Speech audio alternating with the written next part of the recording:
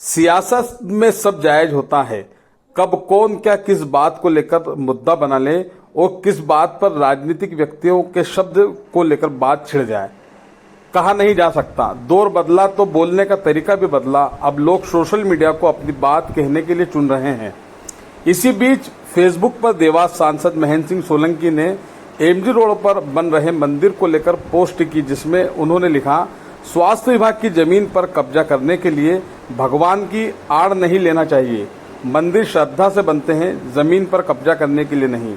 बस फिर क्या था, सियासत उबाल मारने लगी और देवास नगर निगम के सभापति रवि जैन ने भी फेसबुक पर देवास सांसद पर पलटवार करते हुए लंबी चौड़ी एक पोस्ट डाल दी, जिसका मजमून यही था कि इतिहास साक्षी है, हर पुण्य काम में विघ्न संतोषी शक्तियां विघ्न डालने का प्रयास करती हैं। बताते चले 6, 7 और 8 जून को इस मंदिर में भगवान श्री गजानन की मूर्ति का भक्तों द्वारा प्राण प्रतिष्ठा का एक भव्य आयोजन रखा गया है। राजनीतिक सूत्र बताते हैं देवास सांसद और नगर निगम के जो सभापति हैं रवि जैन, उनका पुराना दौर में याराना रहा है और कई मौकों पर पहले 100 सांसद के बीच सेतु का काम भी किया है। फिर ऐसा अचानक क्या हो गया कि दोनों ही अलग खेमे में से होने के साथ साथ सोशल मीडिया पर बयान देते रहे हैं।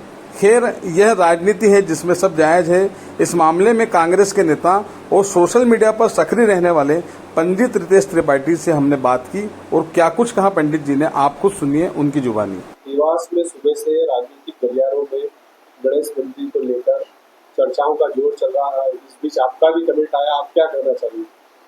सबसे पहले तो मैं आपको स्पष्ट कर दूं कि मंदिर का कोई विरोध नहीं है और कोई ने विरोध करना भी नहीं चाहिए, परंतु माननीय सांसद जी ने जो प्रश्न उठाया है, वो जब मंदिर का निर्माण शुरू हुआ था तब भी ये बात कर सकते थे। पूर्व में भी श्री राम ज्योति मंदिर, जो कि 25 बीघा जमीन है और हाईकोर्ट से भी निर्णय हो चुका है, जिला प्रशासन में कलेक्टर उस भूमि के प्रबंधक है, परंतु माननीय सांसद जी से पत्र भी दिया, घर भी गए, बार बार निवेदन किया, पर उन्होंने उसमें एक शब्द भी नहीं बोला। तो ये राजनीति महत्वाकांक्षा के कारण स्थिति बनी है।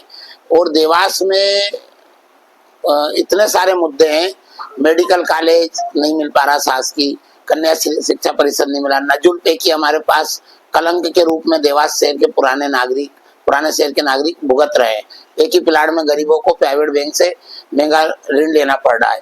तो माननीय सांसद जी और माननीय विधायक जी और उनके समर्थकों से निवेदन है कि यातायात की व्यवस्था सुचारू रूप से नहीं है।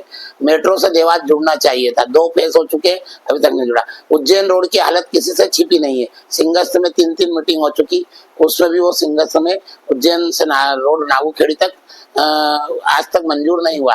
तो ऐसे विभिन्न जन समस्याएं हैं जो जनता के हित में वर्षों पहले मिलना थी। तो ये नाटक नौटंकी बंद होना चाहिए। जब मंदिर का काम शुरू हुआ था तब उन्होंने नजुल की प्रमोशन धर्मस्व विभाग में और जिस प्रकार मांगना थी और बात करना थी, जब उन्होंने क्यों नहीं की? समदड़िया को पूरे शहर की कीमती जमीन बेच दी। आज तो एक विभाग ने समदड़िया को समदड़िया स्टेट के दिया। अब देवास स्टेट नहीं कहलाएगा, देवास शहर नहीं कहलाएगा, समदड़िया स्टेट कहलाएगा। तो ऐसे बहुत सारे विभिन्न मुद्दे में सुबह से देख रहा हूँ कि इतनी ऊर्जा माननीय विधायक जी और सांसद जी के लोग इस मामले में लगा रहे हैं। इतनी ऊर्जा अगर जनता के हित में लगाते और राम मंदिर की जो करोड़ों अरबों रुपए की कीमती जमीन है उस पर बात करते तो ज्यादा अच्छा होता।